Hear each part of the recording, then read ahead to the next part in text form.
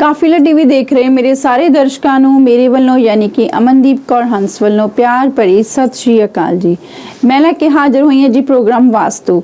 ਜਿਵੇਂ ਕਿ ਅਸੀਂ ਹਰ ਹਫਤੇ ਦੇਖਦੇ ਹਾਂ ਕਿ ਸਾਡੇ ਕਾਫਿਲਾ ਸਟੂਡੀਓ ਦੇ ਵਿੱਚ ਬਹੁਤ ਹੀ ਹੋਣਹਾਰ ਸ਼ਖਸੀਅਤ ਜੋ ਕਿ ਸੁਰਿੰਦਰ ਕਸ਼ਯਪ ਜੀ ਆ ਕੇ ਦਰਸ਼ਕਾਂ ਦੇ ਰੂਬਰੂ ਹੁੰਦੇ ਹਨ, ਪੇਸ਼ ਕਰਦੇ ਹਨ ਪ੍ਰੋਗਰਾਮ ਤੇ ਸਾਨੂੰ ਬਹੁਤ ਹੀ ਵਧੀਆ ਇੱਕ ਜਾਣਕਾਰੀ ਜਿਹੜੀ ਆ ਉਹ ਦਿੱਤੀ ਜਾਂਦੀ ਹੈ, ਜਿਹੜੀ ਕਿ ਸ਼ਾਇਦ ਸਾਨੂੰ ਹੋਣਾ ਬਹੁਤ ਜ਼ਰੂਰੀ ਹੈ। ਜਿਵੇਂ ਅਸੀਂ ਕਈ ਵਾਰੀ ਸੋਚਦੇ ਹਾਂ ਕਿ ਸ਼ਾਇਦ ਵਾਸਤੂ ਵਿਦਿਆ ਜਿਹੜੀ ਵਹਿਮ ਭਰਮ ਜਿਹੜੀ ਆ ਉਹ ਸਾਡੇ ਦਿਲਾਂ ਦੇ ਵਿੱਚ ਪਾਉਂਦੀ ਆ ਜਾਂ ਅਸੀਂ ਵਹਿਮ ਦੇ ਸੋਚ ਵਿਚਾਰਾਂ 'ਚ ਜਾਂਦੇ ਆ। ਸੋ ਇਸ ਤਰ੍ਹਾਂ ਦੀ ਕੋਈ ਗੱਲ ਨਹੀਂ ਹੁੰਦੀ। ਸੋ ਵਾਸਤੂ ਵਿਦਿਆ ਇੱਕ ਇਹ ਹੁੰਦਾ ਕਿ ਜਿਹਦੇ ਨਾਲ ਸਾਡੀ ਲਾਈਫ, ਸਾਡੀ ਜ਼ਿੰਦਗੀ ਦੇ ਵਿੱਚ ਕੁਝ ਚੀਜ਼ਾਂ ਜਿਹੜੀਆਂ ਮਤਲਬ ਕਿ ਡਾਵਾਂਡੋਲ ਹੁੰਦੀਆਂ ਨੇ ਉਹ ਸਮੂਥਲੀ ਚੱਲਣੀਆਂ ਸ਼ੁਰੂ ਕਰਦੇ ਆ, ਹੈ ਨਾ। ਸੋ ਆਓ ਅੱਜ ਸਭ ਤੋਂ ਪਹਿਲਾਂ ਆਪਾਂ ਸੁਰਿੰਦਰ ਜੀ ਦਾ ਪ੍ਰੋਗਰਾਮ ਦੇ ਵਿੱਚ ਸਵਾਗਤ ਕਰਦੇ ਹਾਂ ਜੀ। ਸਤਿ ਸ਼੍ਰੀ ਅਕਾਲ ਸੁਰਿੰਦਰ ਕਸ਼ਯਪ ਜੀ। ਵਾਹਿਗੁਰੂ ਜੀ ਕਾ ਖਾਲਸਾ, ਵਾਹਿਗੁਰੂ ਜੀ ਕੀ ਫਤਿਹ। ਹਰੇ ਕ੍ਰਿਸ਼ਨਾ ਹਰੇ ਕ੍ਰਿਸ਼ਨਾ ਹਰੇ ਕ੍ਰਿਸ਼ਨਾ। ਹਾਂਜੀ ਸੁਰਿੰਦਰ ਜੀ, ਜਿਵੇਂ ਸਾਡੇ ਦਰਸ਼ਕ ਤੁਹਾਡਾ ਪ੍ਰੋਗਰਾਮ ਬਹੁਤ ਸੋਹਣਾ ਪਸੰਦ ਕਰ ਰਹੇ ਨੇ, ਪ੍ਰੋਗਰਾਮ ਨੂੰ ਬਹੁਤ ਸਾਰਾ ਪਿਆਰ ਦੇ ਰਹੇ ਨੇ, ਬਹੁਤ ਸੋਹਣੀ ਜਾਣਕਾਰੀ ਜਿਹੜੀ ਆ ਉਹ ਦਰਸ਼ਕਾਂ ਤੱਕ ਜਾ ਰਹੀ ਹੈ ਤੇ ਸਾਨੂੰ ਬਹੁਤ ਸਾਰੇ ਜਿਹੜੇ ਪ੍ਰੋਗਰਾਮ ਦੇ ਪ੍ਰਤੀ ਕਮੈਂਟਸ ਨੇ ਵਧੀਆ ਆ ਰਹੇ ਨੇ, ਹੈਨਾ। ਸੋ ਅੱਜ ਅਸੀਂ ਜਿਹੜੀ ਗੱਲ ਕਰਾਂਗੇ, ਸਾਨੂੰ ਇੱਕ ਦਰਸ਼ਕ ਨੇ ਮਤਲਬ ਕਿ ਸੁਝਾਅ ਦਿੱਤਾ ਸੀਗਾ ਕਿ ਜਿਵੇਂ ਅੱਜ ਕੱਲ ਆਪਾਂ ਹੈਲਥ ਨੂੰ ਲੈ ਕੇ ਕਾਫੀ ਜਿਹੜੇ ਇਸ਼ੂਜ਼ ਹੋ ਰਹੇ ਨੇ, ਆਪਾਂ ਉਹਦੇ ਬਾਰੇ ਕੁਝ ਜਿਹੜੀ ਜਾਣਕਾਰੀ ਹੈ ਜੋ ਤੁਹਾਡੇ ਜ਼ਰੀਏ ਆਪਣੇ ਦਰਸ਼ਕਾਂ ਨੂੰ ਦੇਵਾਂਗੇ। ਸੋ ਅੱਜ ਆਪਾਂ ਹੈਲਥ ਬਾਰੇ ਗੱਲ ਕਰਾਂਗੇ, ਹੈਨਾ। ਸੋ ਹੈਲਥ ਦੀ ਜਿਹੜੀ ਪੋਜ਼ਿਟਿਵਿਟੀ ਐਂਡ ਨੈਗੇਟਿਵਿਟੀ ਜਿਹੜੀ ਆਪਣੇ ਇੱਕ ਊਰਜਾ ਹੁੰਦੀ ਆ, ਉਹਦੇ ਬਾਰੇ ਤੁਸੀਂ ਕੀ ਸੋਚਦੇ ਕਿ ਵਾਸਤੂ ਦੇ ਅਕੋਰਡਿੰਗ ਸਾਡੇ ਘਰ ਦੇ ਵਿੱਚ ਕੁਛ ਐਂ ਦੀ ਮਤਲਬ ਕੀ ਹੋ ਜਾਂਦੀ ਹੈ ਚੀਜ਼ ਕਿ ਜਿਹਦੇ ਨਾਲ ਅਸੀਂ ਕਈ ਵਾਰੀ ਬੜੇ ਖੁਸ਼ ਹੋਣ ਲੱਗ ਜਾਂਦੇ ਆ ਨਾ, ਕਈ ਵਾਰੀ ਖੁਸ਼ ਕੋਈ ਵਜ੍ਹਾ ਵੀ ਨਹੀਂ ਹੁੰਦੀ ਤੇ ਆਪਾਂ ਨੈਗੇਟਿਵ ਹੋ ਜਾਂਦੇ ਆ। ਇਹ ਤੁਹਾਡੇ ਅਕੋਰਡਿੰਗ ਕੀ ਚੀਜ਼ ਹੋ ਸਕਦੀ ਆ? हरे कृष्णा जी, सबसे बड़ी बात यह है कि इस संसार में जो कुछ भी घटित हो रहा है जी वो सिर्फ ऊर्जाओं का ही खेल है। ਅਸੀਂ ਜਿੱਥੇ ਖੜੇ ਹੈਗੇ ਆ ਉੱਥੇ ਕਿੱਦਾਂ ਦੀ એનર્ਜੀ ਹੈਗੀ ਹੈ। ਅਸੀਂ ਆਮ ਤੌਰ ਤੇ ਦੇਖਦੇ ਹੈਗੇ ਆ ਕਿ ਅਸੀਂ ਇੱਕ ਬੜੀ ਸੋਫਿਸਟੀਕੇਟਡ ਕਾਰ 'ਚ ਬਹਿ ਕੇ ਜਿਸ 'ਚ ਬੜੇ ਐਸ਼ੋ ਆਰਾਮ ਹੈਗੇ ਆ, ਅਸੀਂ 10 ਕਿਲੋਮੀਟਰ ਗਏ ਉਹਦੇ ਬਾਅਦ ਅਸੀਂ ਬੜੇ ਥੱਕੇ ਮਹਿਸੂਸ ਕਰਦੇ ਹੈਗੇ। ਕਾਰ ਸਾਡੀ ਜਿਸ ਏਰੀਏ ਤੋਂ ਨਿਕਲ ਕੇ ਗਈ ਹੈ ਉਸ ਜਗ੍ਹਾ ਤੇ ਜ਼ਮੀਨ ਦੀ ਜੀਓਪੈਥਿਕ ਸਟ੍ਰੈਸਿਸ ਕਿੱਦਾਂ ਦੀ ਸੀਗੀਆਂ ਉਹ ਵੀ ਸਾਡੇ ਤੇ ਅਸਰ ਕਰਦੀਆਂ ਹੈਗੀਆਂ। ਜੇ ਰਸਤੇ ਵਿੱਚ ਸਮਝੋ ਸਾਡੇ ਆਲੇ ਦੁਆਲੇ ਕੋਈ ਗੰਦਾ ਨਾਲਾ ਨਿਕਲ ਕੇ ਗਿਆ, ਜੇ ਸਾਡੇ ਆਲੇ ਦੁਆਲੇ ਕੋਈ ਚੰਗੀ ਨਹਿਰ ਨਿਕਲ ਕੇ ਗਈ ਹੈ, ਜਿੱਦਾਂ ਆਪਾਂ ਪੰਜਾਬ ਸਮਝੋ ਰੋਪੜ ਦੀ ਨਹਿਰ ਦੇ ਨਾਲੇ ਨਾਲ ਜਾਂਦੇ ਪਏ ਹਾਂ, ਜੇ ਉੱਥੇ ਕੋਈ ਦੁਖੀ ਬੰਦਾ ਵੀ ਹੋਏਗਾ ਤੇ ਉਹ ਵੀ ਖੁਸ਼ ਹੋ ਜਾਏਗਾ। ਕੀ ਹੈ ਕਿ এনवायरमेंट ਬੜਾ ਮੈਟਰ ਕਰਦਾ ਹੈਗਾ। ਇਸੇ ਤਰੀਕੇ ਨਾਲ ਸਾਡਾ ਘਰ ਹੈਗਾ, ਘਰ ਦੀ એનર્ਜੀ ਦੇ ਵਿੱਚ ਸਮਾਨ ਕਿੱਦਾਂ ਰੱਖਿਆ ਹੈਗਾ। ਜੇ ਉਹ ਘਰ ਸਾਫ਼ ਸੁਥਰਾ ਹੋਏ ਤੇ ਘਰ ਅੰਦਰ ਵੜਦੇ ਹੀ ਰੂਹ ਖੁਸ਼ ਹੋ ਜਾਂਦੀ ਹੈਗੀ ਕਿ ਉਹ ਵੀ ਜਿਹੜੀ ਛੋਟੀ ਛੋਟੀ ਚੀਜ਼ਾਂ ਹੈਗੀਆਂ ਸਾਡੇ ਘਰ ਦੀ એનર્ਜੀ ਨੂੰ ਬੈਲੈਂਸ ਕਰਦੀਆਂ ਹੈਗੀਆਂ। ਤੇ ਓਵਰਆਲ ਸਾਡੇ ਘਰ ਦੀ એનર્ਜੀ ਕਿੱਦਾਂ ਦੀ ਹੈਗੀ ਹੈ, ਜੇ ਉਹ એનર્ਜੀ ਪੋਜ਼ਿਟਿਵ ਹੈਗੀ ਹੈ, ਪੋਜ਼ਿਟਿਵ ਚੀਜ਼ਾਂ ਪੋਜ਼ਿਟਿਵ ਜਗ੍ਹਾ ਰੱਖੀ ਹੈਗੀਆਂ ਤੇ ਉਹ એનર્ਜੀ ਹੋਰ ਐਨਹਾਂਸ ਹੋ ਜਾਂਦੀ ਹੈਗੀ। ਬਿਲਕੁਲ ਜੀ, ਬਿਲਕੁਲ ਸਹੀ ਗੱਲ ਹੈ। ਜਿਵੇਂ ਆਪਾਂ ਕਈ ਵਾਰੀ ਖਿੱਚ ਨਹੀਂ ਜਾਂਦੇ, ਆਪਾਂ ਆਉਂਦੇ ਆ ਘਰ ਬਾਹਰੋਂ ਕੰਮ ਕਰ ਤੋਂ ਤੇ ਘਰੇ ਆਉਂਦੇ ਵੇਖਦੇ ਆ ਕਿ ਹਾਂ ਵੀ ਬਹੁਤ ਸਾਰਾ ਖਿਲਾਰਾ ਪਿਆ ਤੇ ਵਾਕਈ ਆਪਾਂ ਨੂੰ ਇੱਕ ਨੈਗੇਟਿਵਿਟੀ ਜਿਹੜੀ ਉਹ ਕ੍ਰੀਏਟ ਹੋਣੀ ਸ਼ੁਰੂ ਹੋ ਜਾਂਦੀ ਆ। ਤੇ ਜੇ ਘਰ ਅੱਗੇ ਜਾਂਦੇ ਆ ਸਾਨੂੰ ਸਾਫ਼ ਸੁਥਰਾ ਮਿਲਦਾ ਹੈ ਤੇ ਵਾਕਈ ਆਪਣੀ ਰੂਹ ਖੁਸ਼ ਹੋ ਜਾਂਦੀ ਆ, ਪੋਜ਼ਿਟਿਵਿਟੀ ਵਾਈਬਸ ਜਿਹੜੀਆਂ ਆਉਣੀਆਂ ਸ਼ੁਰੂ ਹੋ ਜਾਂਦੀਆਂ। ਸੋ ਜਿਵੇਂ ਸੁਰਿੰਦਰ ਜੀ, ਕਈ ਵਾਰੀ ਅਸੀਂ ਦੇਖਦੇ ਆ ਕਿ ਆਪਾਂ ਚੰਗੇ ਭਲੇ ਸੌਂਦੇ ਆ ਰਾਤ ਨੂੰ, ਹੈਨਾ, ਤੇ ਜਦੋਂ ਉੱਠਦੇ ਆ ਤੇ ਅਸੀਂ ਦੇਖਦੇ ਆ ਕਿ ਸਾਡਾ ਹੈਡੇਕ ਹੋਣਾ ਸ਼ੁਰੂ ਹੋ ਜਾਂਦਾ ਹੈ। ਕੋਈ ਵਜ੍ਹਾ ਵੀ ਨਹੀਂ ਹੁੰਦੀ, ਕੋਈ ਰੀਜ਼ਨ ਵੀ ਨਹੀਂ ਹੁੰਦਾ। ਸੋ ਉਹ ਇਹ ਤਰੀਕੇ ਦੀਆਂ ਚੀਜ਼ਾਂ ਕਿਵੇਂ ਮਤਲਬ ਸਾਡੇ ਨਾਲ ਹੁੰਦੀਆਂ ਕਿ ਜਿਵੇਂ ਆਪਣੇ ਆਪ ਹੈਡੇਕ ਹੋਣਾ ਸ਼ੁਰੂ ਹੋ ਜਾਂਦਾ ਹੈ, ਆਪਣੇ ਆਪ ਠੀਕ ਹੋ ਜਾਂਦਾ ਆ, ਇਹ ਕਿਉਂ ਹੁੰਦਾ ਹੈਗਾ ਆ? ਦੇਖੋ,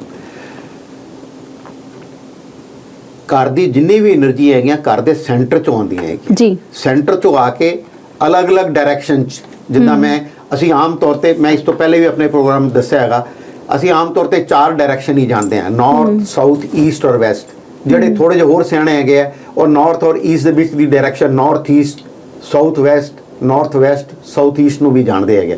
ਪਰ ਇਹਦੇ ਵੀ ਫਰਦਰ ਡਿਵੀਜ਼ਨ, ਅਸੀਂ ਇਹ ਜਿਹੜੇ ਡਿਵੀਜ਼ਨ ਹੈਗੇ ਆ ਇਹ 16 ਵਿੱਚ ਵੀ ਕਰ ਸਕਦੇ ਹੈਗੇ, ਅੱਗੇ 32 ਵਿੱਚ ਵੀ ਕਰ ਸਕਦੇ ਹੈਗੇ, ਅੱਗੇ 64 ਵਿੱਚ ਵੀ ਕਰ ਸਕਦੇ। ਛੋਟੇ ਛੋਟੇ ਜਿਹੜੇ ਏਰੀਏ ਹੈਗੇ ਆ ਉਹ ਅਸੀਂ ਮਾਰਕ ਕਰ ਸਕਦੇ ਹਾਂ ਇਹ ਕਿਹੜੀ ਚੀਜ਼ ਵਾਸਤੇ ਹੈਗੇ ਆ। ਜੇ ਤੁਹਾਡੇ ਜਿਹੜਾ ਨਾਰਥ ਈਸਟ ਦਾ ਹਿੱਸਾ ਹੈਗਾ ਉੱਥੇ ਵਾਸਤੂ ਪੁਰਸ਼ ਦਾ ਸਿਰ ਹੈਗਾ ਔਰ ਸਾਊਥ ਵੈਸਟ ਵਿੱਚ ਉਹਦੇ ਵਾਸਤੂ ਪੁਰਸ਼ ਦੇ ਪੈਰ ਹੈਗੇ। ਲੇਕਿਨ ਨਾਰਥ ਈਸਟ ਤੋਂ ਜੇ ਅਸੀਂ ਥੋੜਾ ਜਿਹਾ ਨਾਰਥ ਨੂੰ ਚੱਲੀਏ ਤੇ ਵਾਸਤੂ ਪੁਰਸ਼ ਜਿਹੜਾ ਹੈਗਾ ਉਹ ਔਨ ਦੇ ਮੂੰਹ ਯਾਨੀ ਕਿ ਜ਼ਮੀਨ 'ਚ ਪੁੱਠਾ ਲੇਟਿਆ ਹੈਗਾ। Once we approach toward slightly left ਤੇ I mean you start feeling if something wrong is there, I mean some wrong element, some wrong color. Basically color represents an element. ਤੇ ਉਹ ਤੁਹਾਡੀ ਜਿਹੜੀ ਹੈਗੀ ਹੈ ਖੱਬੀ ਅੱਖ ਉਹ ਆਪਣਾ ਫੜਕਣੀ ਸ਼ੁਰੂ ਹੋ ਜਾਏਗੀ, ਉੱਥੇ ਦਰਦ ਹੋਣਾ ਸ਼ੁਰੂ ਹੋ ਜਾਏਗਾ। ਕਈ ਵਾਰੀ ਕੀ ਹੁੰਦਾ, ਅਸੀਂ ਘਰ ਦੇ ਵਿੱਚ ਉੱਥੇ ਕੋਈ ਲਿਆ ਕੇ ਤਾਂਬੇ ਦਾ ਗਿਲਾਸ ਰੱਖ ਦਿੱਤਾ ਜਾਂ ਉੱਥੇ ਕੋਈ ਲਾਲ ਰੰਗ ਦਾ ਰਿਬਨ ਹੀ ਰੱਖ ਦਿੱਤਾ, ਉਹ ਤੁਹਾਡੀ ਅੱਖ ਨੂੰ ਦਰਦ ਕਰਨਾ ਸ਼ੁਰੂ ਕਰਦਾ। ਇੱਕ ਇੱਕ ਚੀਜ਼ ਇੰਨੀ ਮੈਟਰ ਕਰਦੀ ਹੈਗੀ ਹੈ। ਜਿੱਦਾਂ ਅਸੀਂ ਆਪਣੇ ਘਰ ਦੇ ਨਾਰਥ ਈਸਟ ਔਰ ਈਸਟ ਆਫ ਨਾਰਥ ਈਸਟ, ਇਹ ਇੰਨਾ ਹਿੱਸਾ ਹੈਗਾ, ਇੱਥੇ ਵਾਸਤੂਪੁਰੇ ਦਾ ਸਿਰ ਹੈਗਾ। ਜੇ ਸਾਡਾ ਸਿਰ ਠੀਕ है, अगर हमारा सर ठीक है तो सारा शरीर ही ठीक है। हम क्यों कहते हैं कि कब्जी नहीं होनी चाहिए? अगर किसी को कब्जी होती है तो गैस उसके सर को चढ़ती है, तो जैसे सर को चढ़ेगी सर दर्द होगी तो आदमी का सोचना ही बंद हो जाता है। तो अगर आपको अपने सोच विचार में क्लैरिटी चाहिए, जैसे I mean once your northeast is absolutely clear, your thought process is definitely going to be in a better state। तो better state ਵਿੱਚ ਲਿਆਉਣ ਵਾਸਤੇ make sure ਕਿ ਘਰ ਦਾ north east east of north east ਇਹ ਹਿੱਸੇ ਜਿੰਨੇ ਸਾਫ਼ ਹੋਣਗੇ ਤੁਹਾਨੂੰ ਕਦੀ ਵੀ ਸਵੇਰੇ ਉੱਠਦੇ ਸਿਰ ਦਰਦ ਨਹੀਂ ਹੋਏਗੀ। ਔਰ ਇਸ ਤੋਂ ਵੀ ਵਧੀਆ ਅਸੀਂ ਹੋਰ ਗੱਲ ਕਰ ਸਕਦੇ ਹੈਗੇ ਆ, ਮੇਕ ਸ਼ੋਰ ਘਰ ਦੇ ਨਾਰਥ ਈਸਟ ਦੇ ਵਿੱਚ ਜੇ ਅਸੀਂ ਪਾਣੀ ਰੱਖੀਏ ਔਰ ਉਹ ਪਾਣੀ ਜੇ ਅਸੀਂ ਚਾਂਦੀ ਦੇ ਬਰਤਨ ਵਿੱਚ ਰੱਖਦੇ ਹੈਗੇ ਆ और सवेरे उठ के असी उस पानी नू पिए। सुबह उठ के जब हम रात का रखा हुआ बासी पानी पीते हैं, वो भी चांदी में रखा हुआ, तो वो आपके शरीर को एक डिफरेंट तरीके की एनर्जी देता है। आपके सारे स्टमक की जितनी भी मतलब जिस तरीके से हम कहते हैं जगह को डीक्लटर कीजिए, आपकी बॉडी भी उसी तरीके से डीक्लटर हो जाती है। आपके जितने भी वेस्ट मटेरियल जो रात को आपके पास था वो सारा निकल जाता है और आप फ्रेश फील करते हो। तो सुबह उठ के पानी पीना जो हमारे शास्त्रों में, हमारे आयुर्वेद में कहा गया, उसका बेसिक रीजन ये है कि अगर वो पानी रात को नॉर्थ ईस्ट जो कि हेल्थ का जोन है, भगवान धन्वंतरी जी का जोन है, अगर आप अपनी सारी दवाइयाँ, घर के सभी व्यक्तियों की दवाइयाँ भी वहाँ रखते हैं, तो आप ये पाएंगे कि those all medicines are going to be more effective.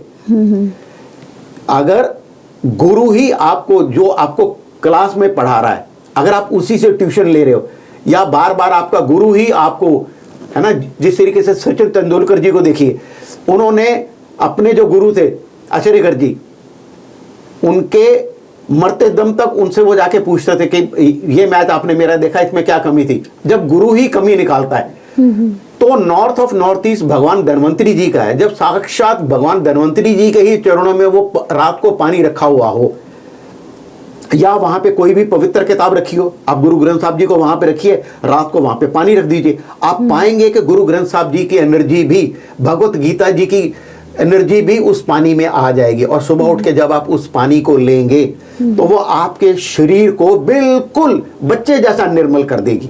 तो घर का नॉर्थ ऑफ नॉर्थ ईस्ट और नॉर्थ ईस्ट जितने साफ होंगे, आपकी बीमारियां आने का आधा रास्ता तो वैसे ही बंद हो गया, क्योंकि नॉर्थ ऑफ नॉर्थ ईस्ट जो डायरेक्शन है वो इम्यूनिटी की है, वो हेल्थ की है और हेल्थ को एंजॉय करने की है। जी जिस तरह ਅਸੀਂ ਦੇਖਦੇ ਆ ਕਿ ਕਈ ਵਾਰੀ ਆਪਾਂ ਨਾ ਸਾਰਾ ਦੇਖਦੇ ਆ, ਕਈ ਲੋਕਾਂ ਨੂੰ ਹੈ ਨਾ, ਜਿਵੇਂ ਬੜੇ ਐਕਟਿਵ ਹੁੰਦੇ ਆ, એનર્ਜੀ ਹੁੰਦੀ ਆ ਫੁੱਲ, ਹੈ ਨਾ, ਤੇ ਕਈ ਵਾਰੀ ਜਿਵੇਂ ਥੋੜਾ ਜਿਹਾ ਕੰਮ ਕਰਦੇ ਆ ਅਸੀਂ, ਹੈ ਨਾ, ਤੇ ਨਾਲੇ ਐ ਲੱਗਦਾ ਕਿ ਪਤਾ ਨਹੀਂ ਕਿੰਨੇ ਕਾ ਸਾਨੂੰ ਥਕਾਵਟ ਹੋ ਗਈ ਆ। ਇਹਦਾ ਰੀਜ਼ਨ ਕੀ ਹੋ सकता है?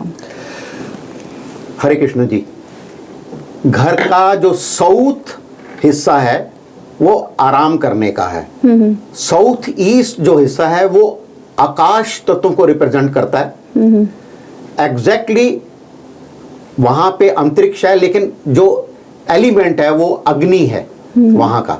तो जब एलिमेंट अग्नि है तो वो आपके शरीर की अग्नि जैसे ही बुझती है तो आप बड़े अपने आप को लो फील करते हैं। तो उस एरिया दे विच जे कोई टॉयलेट हैगा, उस टॉयलेट नू हटाओ।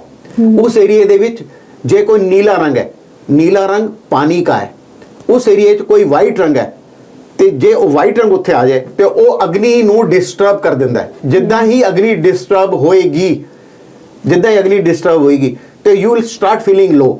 तो इसका सबसे बढ़िया तरीका है कि घर के साउथ ऑफ साउथ ईस्ट तो अग्नि है, थोड़ा सा साउथ को चलेंगे तो वो आपका स्ट्रेंथ का जोन है। वहां पे हम माँ दुर्गा की फोटो या कोई भी लाल रंग की पेंटिंग अगर वहां लगाएं, वहां से ब्लू और ब्लैक कलर हटा दें और वहां पे आप लाल पाउच में, जिन्होंने पंजाबी च कहते हैं लाल गुत्थी थोड़े बादाम रख दो, क्योंकि आमतौर पर जिहड़ी कहावत है ना इदां नहीं बनिया, कहते यार इन्हू बादाम शदाम खवाओ, इनू घ्यो खवाओ। ਤੇ ਲਾਲ ਰੰਗ ਦੀ ਡਿੱਬੀ ਦੇ ਵਿੱਚ ਜਿਹਦਾ ਢੱਕਣ ਲਾਲ ਹੋਵੇ ਉਹਦੇ ਵਿੱਚ ਦੇਸੀ ਘਿਓ ਪਾ ਦਿਓ, ਅੱਧਾ ਕਿਲੋ ਪਾ ਦਿਓ। ਜੇ ਡੱਬੀ ਲਾਲ ਨਹੀਂ ਹੈਗੀ ਹੈ, ਢੱਕਣ ਤਾਂ ਲਾਲ ਹੋਵੇ, ਉਹਦੇ ਤੋਂ ਤੁਸੀਂ ਇੱਕ लाल रंग का पेपर चिपका दो और एक लाल रंग की गुत्थी दे विच लाल रंग के पाउच में आप बादाम रख दीजिए। 10-15 दिन बाद नए ये सब पुराने हटा लीजिए और नए बादाम और देसी घी और रख दीजिए और इसको इस्तेमाल कीजिए। आप पाओगे कि आपके शरीर की एनर्जी और तरीके की होगी। आप सारा दिन काम करते रहो, आप थकोगे ही नहीं। तो हम बेसिकली क्या कर रहे हैं, वो जो एरिया है वो आपका एनर्जी जोन है। उस एनर्जी जोन में हमने एनर्जी की ही चीजें रख दी, तो वो उस एरिया की एनर्जी और बढ़ा रही है। मेक श्योर वहां पे चांदी का कोई सामान ना पड़ा हो, मेक श्योर वहां पे कोई स्टील का सामान ना पड़ा हो, वहां पे कॉपर का सामान पड़ा हो, ब्रास का सामान पड़ा हो, इट इज वेरी गुड। तो वहां पे कोई ज्यादा वेवी चीज नहीं होनी चाहिए। बहती हुई चीजें सब जो हैं वो पानी की हैं। वहां पे गोल चीज नहीं होनी चाहिए। कोई भी गोल चीज हो तो वो आकाश की है, तो वो आकाश उस एरिया का, आकाश अग्नि का दुश्मन है और पानी भी अग्नि का दुश्मन है, क्योंकि आकाश से ही बादलों के द्वारा पानी बरसता है। तो अगर हम कोई एंटी एलिमेंट वहां नहीं रखें कलर के रूप में, मेटल के रूप में, और उस एरिया की में कोई क्लटर नहीं हो, यानी कि वहां कोई कूड़ेदान नहीं हो, वहां कोई अपना कपड़े भी ऊट पटांग तरीके से नहीं रखे हो, एक एक चीज व्यवस्थित रखी हो, वहां कोई टॉयलेट नहीं हो। टॉयलेट है तो उसकी WC सीट के आजू बाजू में आप अपना 2 इंच या 3 इंच चौड़ी लाल रंग की टेप लगा के उसको सील कीजिए। वहां पे रेड कारपेट बिछा दीजिए, रेड मैट बिछा दीजिए, या वहां पे रेड कलर की कुछ एक पेंटिंग लगा दीजिए। और मेक श्योर जैसे वहां पे आप किसी बाहुबली को, मैं जब बाहुबली कह रहा हूं तो वो फिल्म वाला बाहुबली नहीं, हनुमान जी की फोटो या जो WWE के रेसलर हैं उनकी सेहत कितनी अच्छी, कितने एनर्जेटिक होते हैं, तो उनकी फोटो किसी लाल बैकग्राउंड पे लगा दी जाए तो आप पाओगे कि वहां की एनर्जी के साथ वो एनर्जी रेजोनेट करना शुरू कर देगी। जब वो उसके साथ रेजोनेट करेगी तो नेचुरली आपका शरीर भी ज्यादा स्वस्थ होगा और आप ज्यादा उत्साहित महसूस करेंगे। बिल्कुल जिਵੇਂ ਤੁਸੀਂ ਵੀ, ਤੁਹਾਨੂੰ ਵੀ ਬਹੁਤ ਵਧੀਆ ਲੱਗ ਰਿਹਾ ਹੋਵੇਗਾ ਕਿ ਤੁਸੀਂ ਹੈਲਥ ਨਾਲ ਰਿਲੇਟਡ ਕਾਫੀ ਜਾਣਕਾਰੀ ਜਿਹੜੀ ਆ ਉਹ ਆਪਾਂ ਲੈ ਰਹੇ ਹਾਂ ਸੁਰਿੰਦਰ ਜੀ ਤੋਂ। ਸੋ ਜੇਕਰ ਤੁਸੀਂ ਵੀ ਕੋਈ ਸੁਝਾਅ ਦੇਣਾ ਚਾਹੁੰਦੇ ਹੋ ਪ੍ਰੋਗਰਾਮ ਦੇ ਪ੍ਰਤੀ ਕਿ ਇਸ ਤਰੀਕੇ ਦੀ ਜਿਹੜੀ ਸਾਨੂੰ ਜਾਣਕਾਰੀ ਆ ਉਹ ਦਿੱਤੀ ਜਾਏ, ਤੇ ਜ਼ਰੂਰ ਤੁਸੀਂ ਸਾਨੂੰ ਸਟੂਡੀਓ ਨੰਬਰ ਤੇ ਸੰਪਰਕ ਕਰ ਸਕਦੇ ਹੋ। ਤੁਸੀਂ ਬਾਈ ਮੇਲ ਵੀ ਸਾਨੂੰ ਆਪਣਾ ਸੁਝਾਅ ਭੇਜ ਸਕਦੇ ਹੋ ਜਾਂ ਤੁਸੀਂ ਖੁਦ ਸੁਰਿੰਦਰ ਜੀ ਨੂੰ ਕਾਲ ਕਰ ਸਕਦੇ ਹੋ। ਸੁਰਿੰਦਰ ਜੀ ਤੁਸੀਂ ਆਪਣਾ ਨੰਬਰ ਜਿਹੜਾ ਇੱਕ ਵਾਰੀ ਦਰਸ਼ਕਾਂ ਨੂੰ ਐਕਸਪਲੇਨ ਕਰ ਦਿਓ। ਮੇਰਾ ਨੰਬਰ ਆਲਰੇਡੀ ਆਪਣਾ ਡਿਸਪਲੇਡ ਹੈਗਾ, ਉਹੀ ਨੰਬਰ ਹੈ ਮੇਰਾ, ਉਸ ਤੇ ਮੈਨੂੰ ਤੁਸੀਂ ਕੰਟੈਕਟ ਕਰੋ and I will always be at your service. ਜੀ ਬਿਲਕੁਲ, ਤੁਸੀਂ ਜੇਕਰ ਸੁਰਿੰਦਰ ਜੀ ਫੋਨ ਨਹੀਂ ਬਿਜ਼ੀ ਹੋਣ ਕਾਰਨ ਪਿਕ ਕਰ ਸਕਦੇ ਤਾਂ ਤੁਸੀਂ ਮੈਸੇਜ ਵੀ ਜ਼ਰੂਰ ਡ੍ਰੌਪ ਕਰ ਸਕਦੇ ਹੋ ਤੇ ਜ਼ਰੂਰ ਤੁਹਾਨੂੰ ਮੈਸੇਜ ਦਾ ਰਿਪਲਾਈ ਜਿਹੜਾ ਆ ਉਹ ਦਿੱਤਾ ਜਾਏਗਾ। ਸੋ ਜਿਵੇਂ ਸੁਰਿੰਦਰ ਜੀ ਆਪਾਂ ਕਈ ਵਾਰੀ ਦੇਖਦੇ ਹਾਂ ਕਿ ਆਪਾਂ ਬੜਾ ਕੁਝ ਕਰਨਾ ਚਾਹੁੰਦੇ ਹਾਂ, ਹੈ ਨਾ, ਵੀ ਅਸੀਂ ਇਹ ਵੀ ਕਰੀਏ ਉਹ ਵੀ ਕਰੀਏ, ਪਰ ਨਾ ਸਾਨੂੰ ਸਮਝ ਨਹੀਂ ਆਉਂਦੀ ਵੀ ਆਪਾਂ ਕਰੀਏ ਕੀ। करना बहुत कुछ चाहते हैं, ਇਹਦਾ रीजन की हो सकता है? देखो फिर यहां पे एनर्जी का ही मामला है।